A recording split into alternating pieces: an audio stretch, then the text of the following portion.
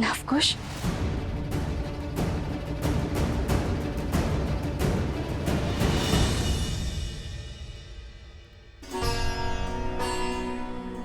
मारे गए।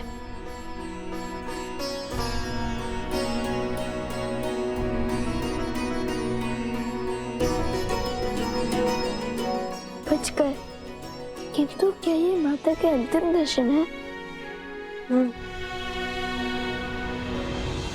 कहाँ है लवकुश? अरे हाँ, वो तो अध्ययन कक्ष में है ना। मैं उन्हें देख कर आती हूँ।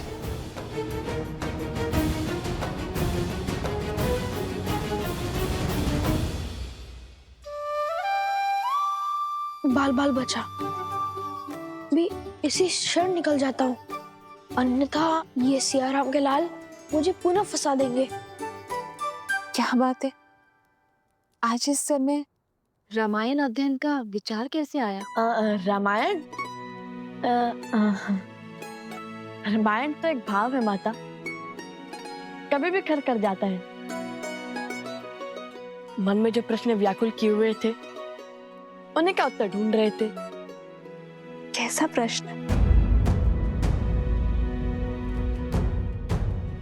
जिस निर्णय ने मर्यादा पुरुषोत्तम प्रभु श्री राम पर लांछन लगाया, उन्हें कलंक का भागी बनाया, राम सिया को भिन्न किया, और आप इतने विश्वास के साथ कैसे कह सकती है माता कि इस निर्णय में माता सीता की भी सहमति थी? यह निर्णय माता सीता का ही था। राम सीता का त्याग नहीं कर सकता। किंतु राम सीता का त्याग नहीं कर रहा है। महाराजा राम को महारानी का त्याग करना होगा। हम दोनों अपने राज्य का परित्याग कर देंगे तो ना ही कोई प्रश्न उठेंगे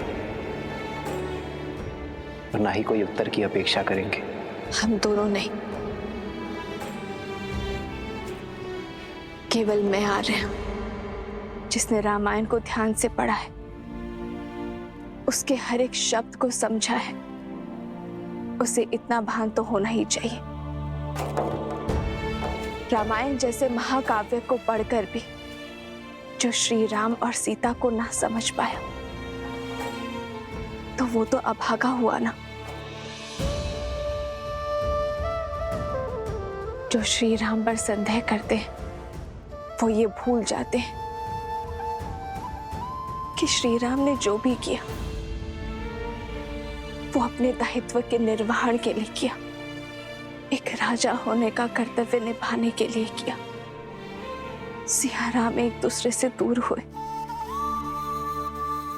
तो समाज के कल्याण के लिए, जैसे जब पहली बार उन दोनों का साथ छूटा,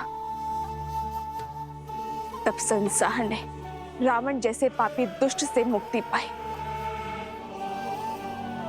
और यदि इस बार उन दोनों ने अलग होने का निर्णय लिया है, तो इस धरती से रावण रूपी सोच का अंत करने के लिए लिया है। इस संसार में स्त्रियों और पुरुषों का स्थान एक समान करने के लिए किया है। अलग हुए नारियों को समान अधिकार दिलाने के लिए। जो रामायण की पवित्रता पर संदेह करते हैं, वो अभागे हैं, अबोध है। उन्हें श्री राम के संपूर्ण अयान को समझने की आवश्यकता है, जो समय आने पर स्वयं ज्ञात हो ही जाएगा। कदाचित आप उचित कह रही हैं माता। तो क्या आपके कथन का अर्थ है कि माता सीता और प्रभु श्री राम अब कभी नहीं मिलेंगे?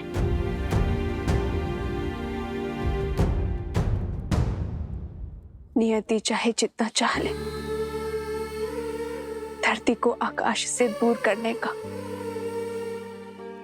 किंतु क्षितिज में जाकर सांझ का मंद तेज दोनों को एक कर ही देता है। हाँ, मैं ये नहीं जानती सिया राम के जीवन में। वो सांझ कब आएगी? माता, वो समय हम लाएंगे जब प्रभु श्री राम और माता सीता फिर से एक होंगे। क्षितिज, हम करेंगे रामायण संपूर्ण।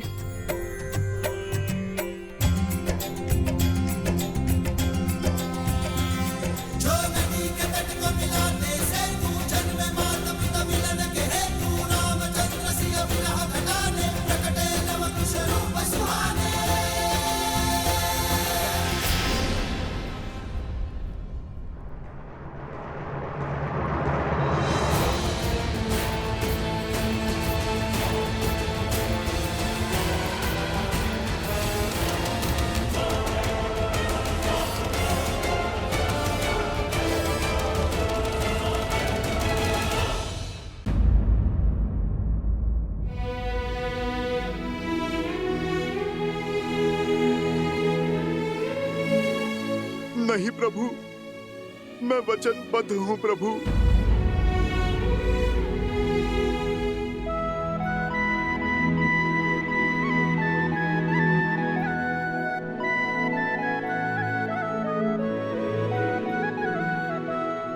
मैं तुम्हें वचन तोड़ने के लिए बाध्य नहीं करूंगा हनुमान। लगता है एक राम भक्त को दूसरे राम भक्त से अधिक मोह हो गया है, या कदाचित भक्त के मन में भी विद्रोह ने जन्म ले लिया। क्षमा कर दीजिए भगवान वाल्मीकि, अब मुझे आपका वचन तोड़ना होगा।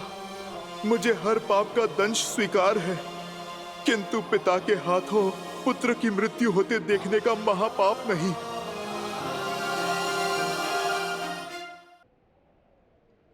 प्रभु, वो लवकुश साधारण ऋषि।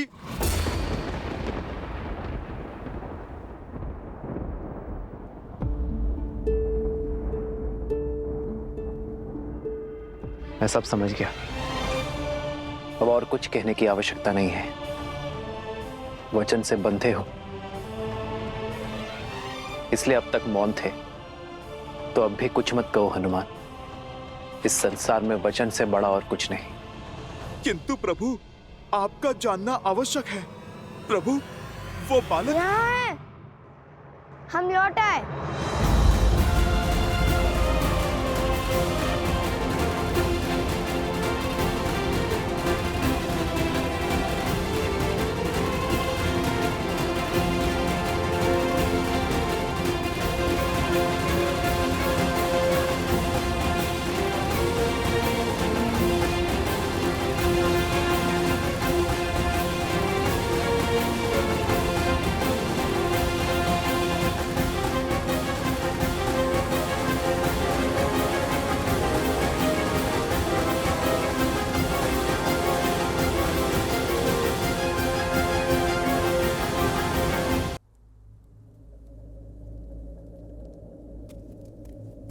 नहीं, मैं पुनः आश्रम वासियों के प्राण संकट में नहीं डाल सकती। मुझे अकेले ही जाना होगा।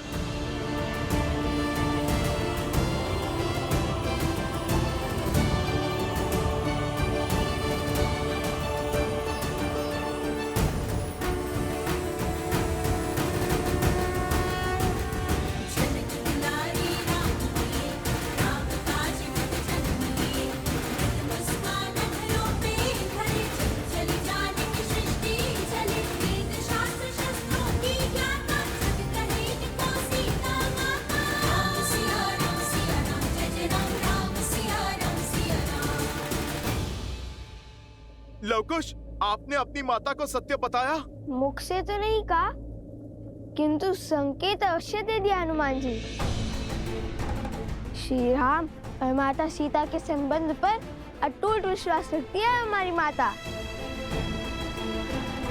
इसलिए श्री राम और माता सीता को मिलाने का प्रयास हमारा धर्म भी है और कर्तव्य भी। कारण चाहे जो हो, तुम्हें अपनी माता से सत्य नहीं छुपाना चाहिए था।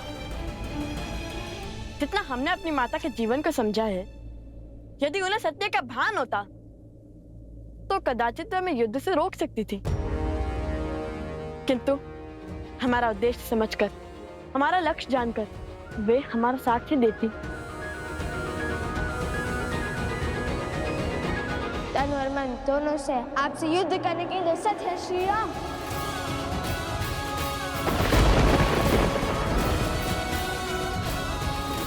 अश्व पकड़कर जो चुनौती ली है उससे पीछे नहीं हटेंगे लवकुश।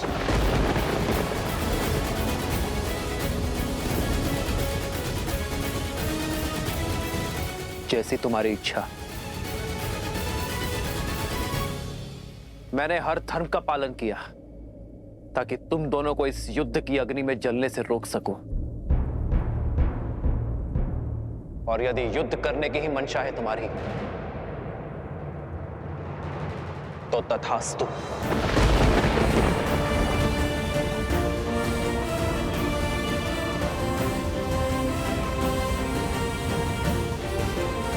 माता, कहाँ हैं आप? पुत्र और पिता दोनों एक दूसरे पर शस्त्र तानने को तत्पर हैं। आ जाइए माता और रोक लीजिए इस विनाश को।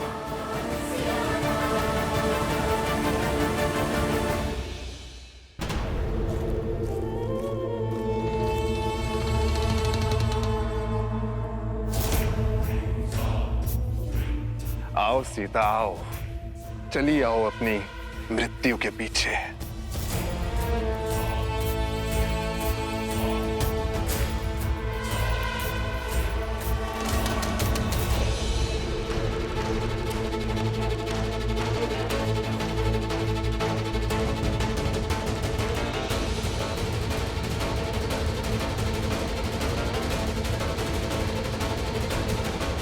ये भक्षण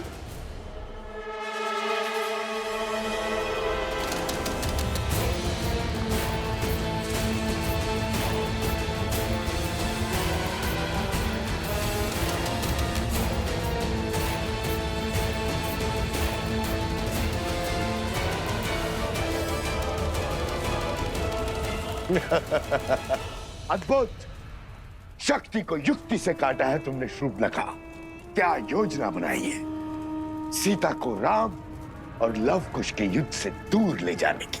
सीता का आश्रम में वास इस युद्ध में बाधा डाल सकता था और अब हम हार का भार नहीं उठा सकते हैं भैया।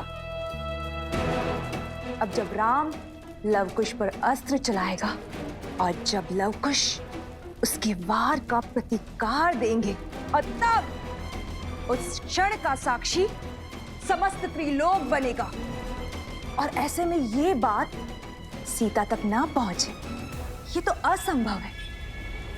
इसलिए सीता को इस युद्ध और युद्ध भूमि से दूर ले जाना अति आवश्यक था भैया।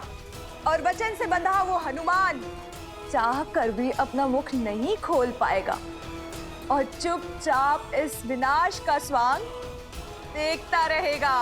उत्तम शूर्पणखा, उत्तम।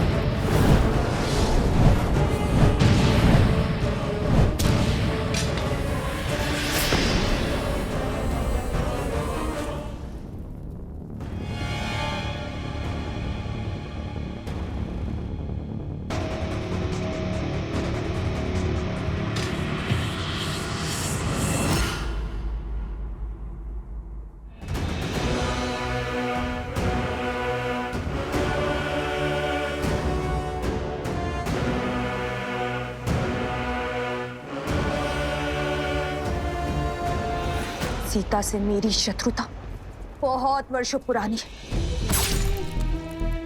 बहुत गहरे घाव दिए हैं उसने मुझे।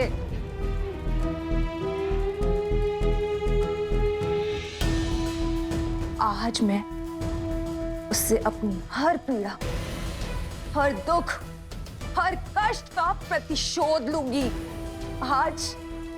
आज उस सीता का अंत होगा।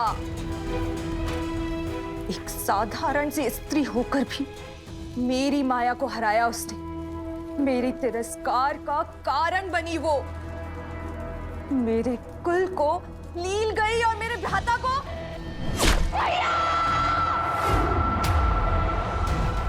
और मेरे भ्राता का काल बनी। किंतु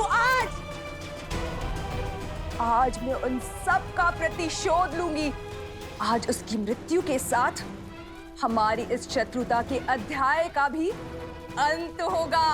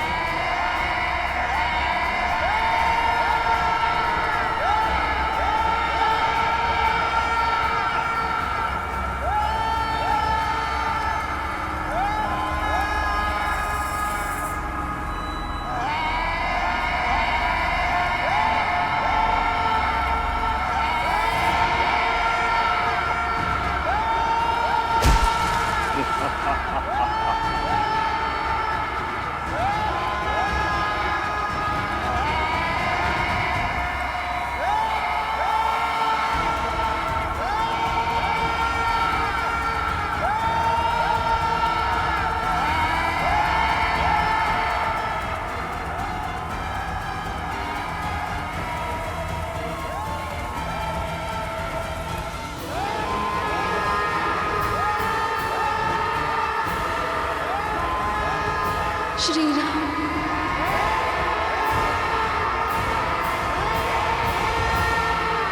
आज हमारी चाल केवल राम सिया की नहीं, बल्कि समस्त रघुवंश का अंत कर देगी। रघुवंश के विनाश का शंखनाद हो चुका है भैया।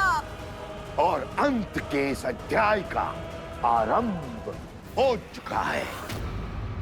रघुकुल ने सदा ही ऋषि मुनियों के हर कार्य को सिद्ध किया है। उनके पूजा पाठ को सुरक्षा का कवच दिया है। रघुकुल का एक भी तीर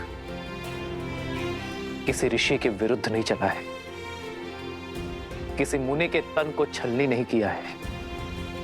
और यदि मैं राजा होकर यह युद्ध लड़ूंगा तो न्याय की हानि होगी।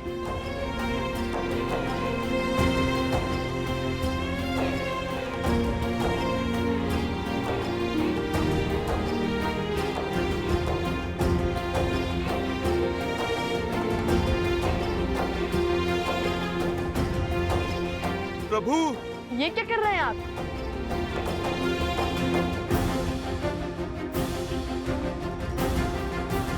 राजा के आभूषण उसकी पहचान होती है। आप ये क्यों उतार रहे हैं? राजा, तुम्हारी दृष्टि में जो अपराधी है वो राजा राम नहीं, सीता का पति राम है। और एक पति का सीधा संबंध उसकी पत्नी के साथ होता है। जिसकी पत्नी वनवासी है, श्रृंगार और आभूषण धारण नहीं करती, तो तुम्हारे प्रश्न और प्रहार का उत्तर देते हुए ये पति भी ये आभूषण धारण नहीं कर सकता। और दूसरी बात, शास्त्रों के अनुसार एक राजा का ऋषि कुमारों से युद्ध करना वर्जित है, किंतु ऋषि कुमारों में द्वंद्व संभव है। तो इसलिए आज ये राजा राम कुछ समय के लिए अपना राजसी रूप त्याग कर एक वनवासी की भांति युद्ध लड़ेगा। श्री राम श्री राम श्री राम श्री राम श्री राम श्री राम श्री राम श्री राम। ना पिता को सत्य का भान है और ना ही पुत्रों को।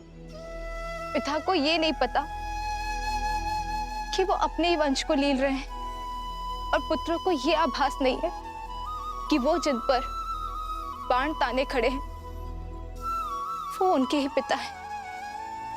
कदाचित सत्य का ज्ञान इस युद्ध को टाल सकता है। कम से कम ये प्रयास तो कीजिए कि सत्य उन तक पहुंच सके। सत्य उचित समय आने पर ही सबके समक्ष उजागर होता है देवी, और जो समय से पूर्व ही सत्य को सबके सामने लाने का प्रयास करता है वो नियति के लक्ष्य में बाधा उत्पन्न करता है। आवश्यक नहीं कि समय सदैव आपके पक्ष में हो, क्योंकि सत्य और समय कभी साथ साथ होते हैं तो कभी भिन्न। श्री राम और लवकुश के मध्य होने वाले इस युद्ध को भी स्वयं समय ने ही चुना है। स्वयं समय ने ही साक्षात नारायण को इस दुविधा में डाला है कि वो इस परीक्षा की घड़ी का सामना करे। ये द्वंद्व आने वाली पीढ़ियों को ये संदेश देगा कि परीक्षा की घड़ी आने पर, दुख की घड़ी आने पर उससे लड़ा नहीं जाता, उसे काटा जाता है। और सीता, उनका क्या महादेव? वो तो सूर्पनखा और सहस्त्र रावण के पाश में फंसी है।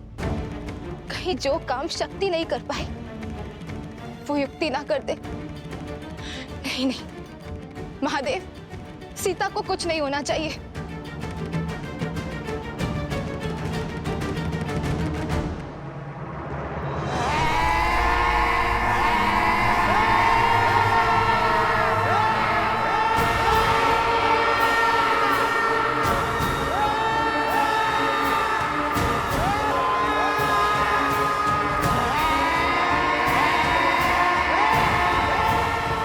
अरे अभी से भयभीत हो गई तुम सीता। अभी तक तो तुमने विध्वंस का दंश झेला ही नहीं है।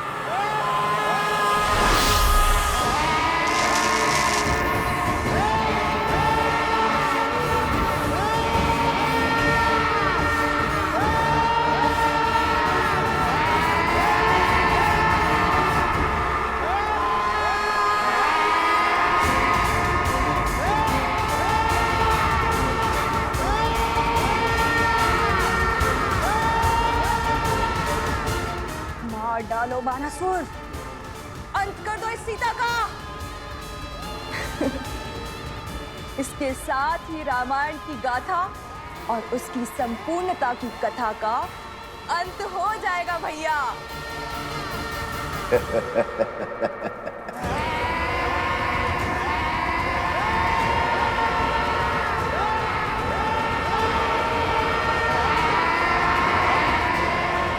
ये दीवारें तो मेरी समीप आ रही है।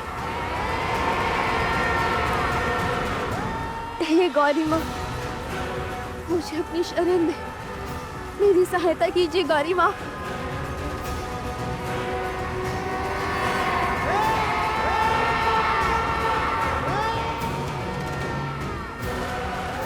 रक्षा करे माँ गौरी, रक्षा करे।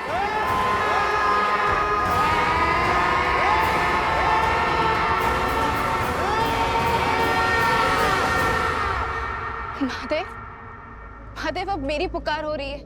आप समय से विवश हैं और मैं भक्त की पुकार से।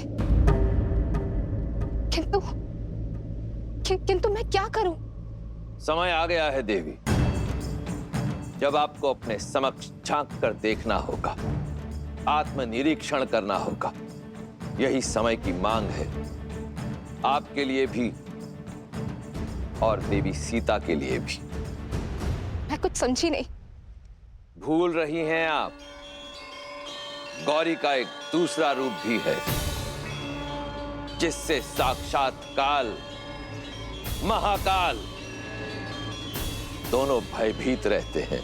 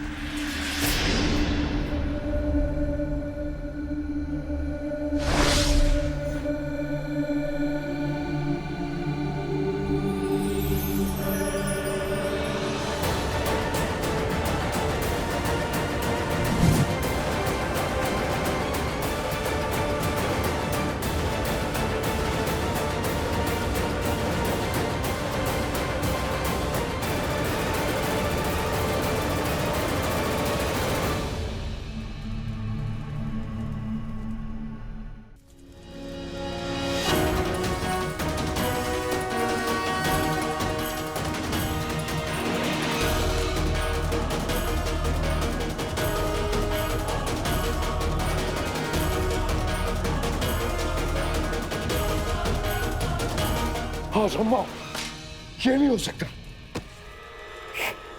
ये नहीं हो सकता।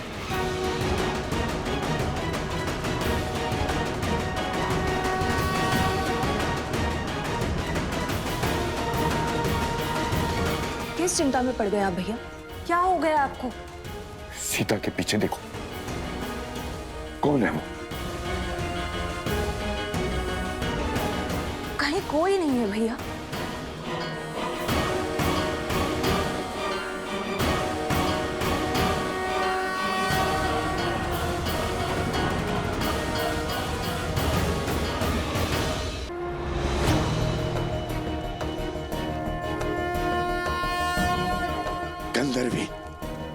गंधर्वी चंचलाक्षी मर चुकी है वो, फिर यहाँ कैसे? ये कैसी माया है? गंधर्वी चंचलाक्षी कौन है ये? क्या हो रहा है आपको भैया? भैया किसकी बात कर रहे हैं आप? कौन है ये मुझे बताइए भैया।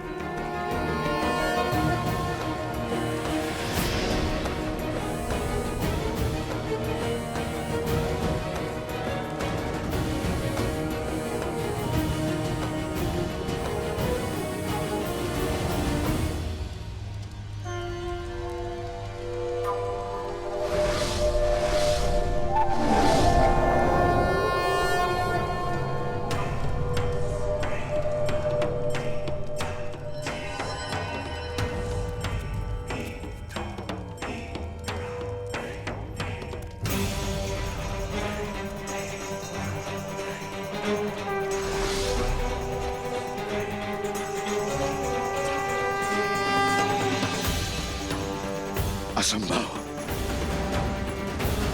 चंचलाक्षी लौट कर नहीं आ सकती। नहीं! क्या हुआ? श्री राम रुक क्यों गए? हम पर प्रहार क्यों नहीं कर रहे? कदाचित वो हमारे प्रहार करने की प्रतीक्षा कर रहे होंगे। तो चलिए भैया, माता का नाम लेकर भौमास्त्र से युद्ध आरंभ करते हैं। भूमि देवी की शक्ति हमारे साथ होगी। सच और सोच का द्वंद अनोखा, राम विरुद्ध है राम के नंदन, मोड़ अनोखा आया है कैसा, युद्ध न जाए पिता चाहे रघुकुल का मान, सूत चाहे सीता सम्मान। ये क्या कर बैठे लवकुश? ब्रह्मास्त्र की काट तो ब्रह्मशिरा अस्त्र है,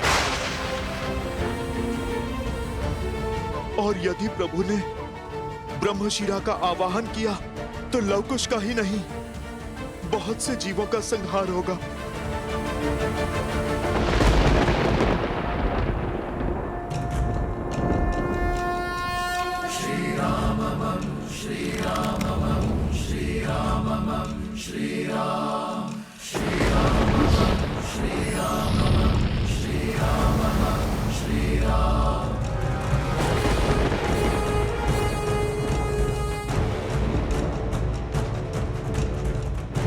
एक क्षण भैया, यदि श्री राम ने ब्रह्मास्त्र के विरुद्ध ब्रह्मशिरा अस्त्र का उपयोग किया तो हमारे पास उसका काट भी नहीं है। वो निर्णय उनका है।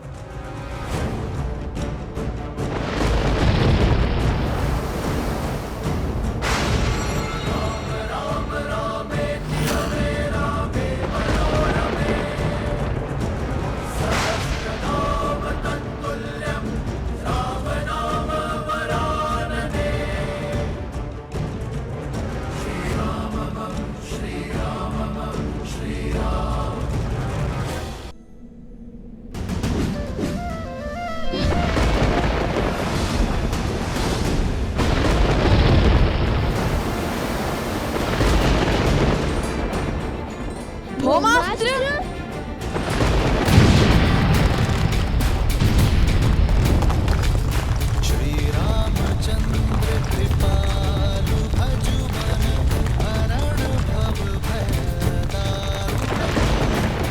महाराज के आगे अस्त्र की शक्ति नहीं, धर्म की शक्ति चलती है।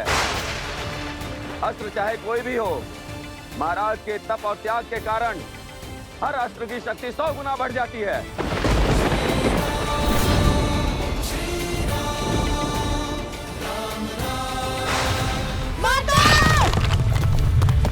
लवकुश!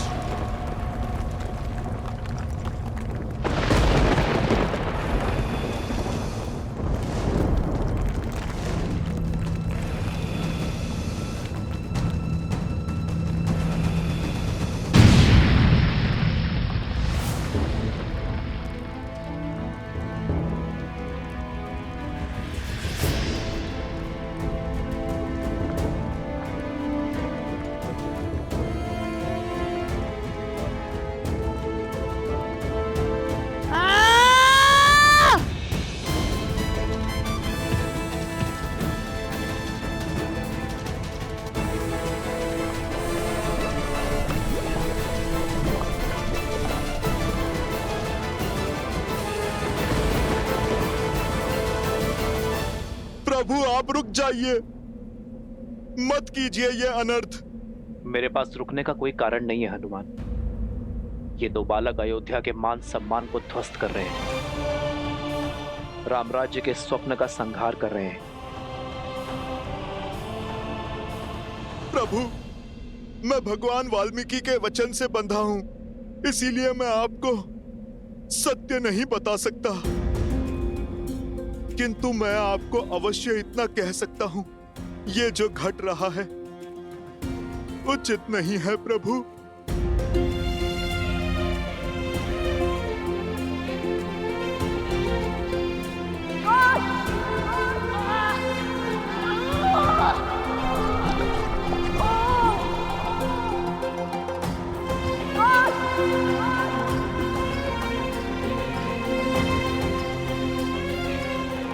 तुम ठीक कह रहे हो हनुमान,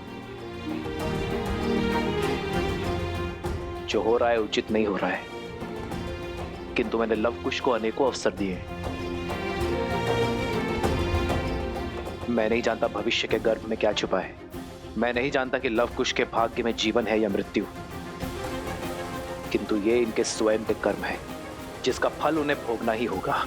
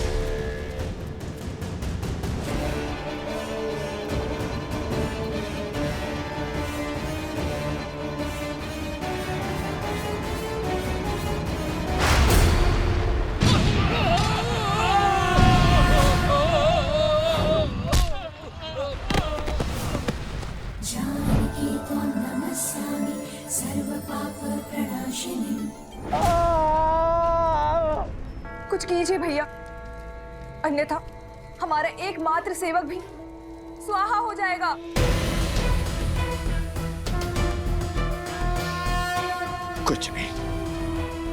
कुछ नहीं कर सकता मैं। ये चंचलाक्षी है। क्या हुआ है आपको भैया? कौन है ये चंचलाक्षी? कैसे जानते हैं आप इसे? क्या नाता है आपका उससे? बताइए भैया, उत्तर दीजिए भैया। कौन है ये चंचलाक्षी? क्या हो रहा है आपको भैया? भैया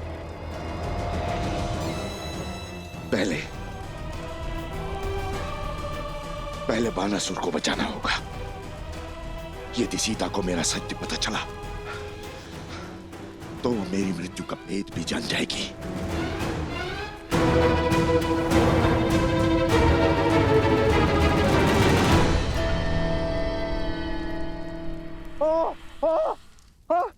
महाराज बचाइए, बचाइए महाराज। माता!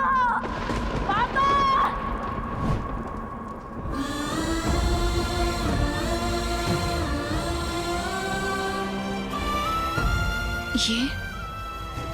ये सब लवकुश,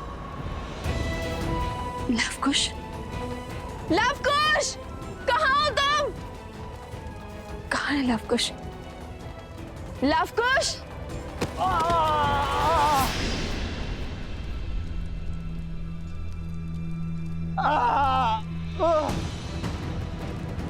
ये अवश्य इन असुरों की कोई माया थी, मेरे मंत्र जाप में विघ्न डालकर भाग निकलने की इनकी युक्ति थी। ये मेरे पुत्रों का स्वर नहीं था।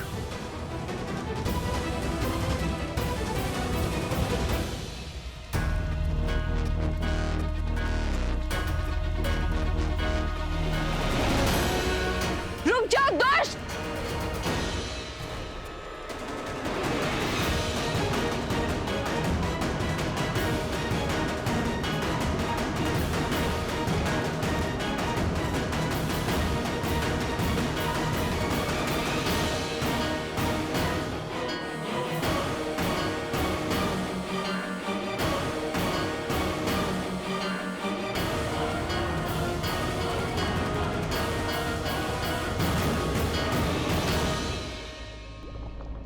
संभाल कर कुश, ये पत्थर तो खिसक रहे हैं। हमें इस पास से बाहर निकलने का कोई न कोई मार्ग ढूंढना होगा। हमें माता का नाम लेकर अपने जीवन को दांव पर लगाकर ना ये अंतिम बार करना होगा। जीवन को बचाने का प्रयास करना होगा। और यदि ये लावा हम पर गिरा या पत्थर निकले तो हमारी मृत्यु निश्चित है।